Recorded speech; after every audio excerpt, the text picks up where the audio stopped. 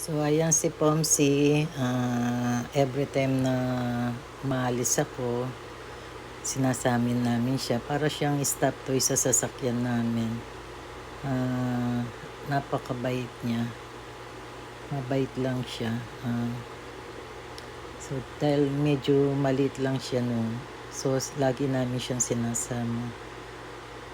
Ayan, kahit anong isubo mo rin sa kanya, kumakain siya. Ayan, oh.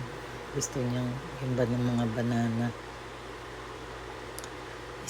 Hypers, ano siya, hindi sa hyper, pero ano siya, malusog siya. Kaya hindi ko akalain na magkakasakit siya dahil lagi lang siya sa bahay, lagi lang siya sa amin.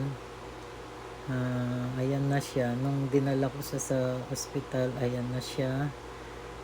Bali, nakita ko lang siyang nagsuka. So, agad-agad dinala ko siya sa doc niya, sa vet.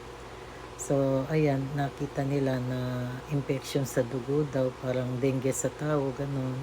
So, kailangan niyang ma-IV para pag nagsusuka siya, ma-replace agad para hindi siya mangina. So, dinala ko siya mga 10 o'clock ng linggo.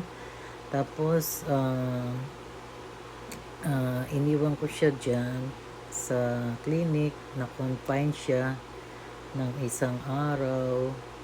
Bali, wala man siyang parang wala man siyang 24 hours. Tapos, yun na nga, madaling araw daw, nagsuka na naman siya. Hindi man siya nagtayi, nagsuka lang siya. So, nagsuka siya. So, parang hindi na niya kinaya, sabi ng doc. So, ilang beses niyang ni-revive.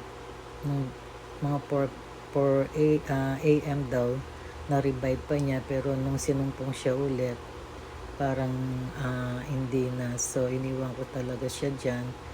At nag-message sa akin kinabukasan ng doc, kaya ng kanyang message na wala na siya.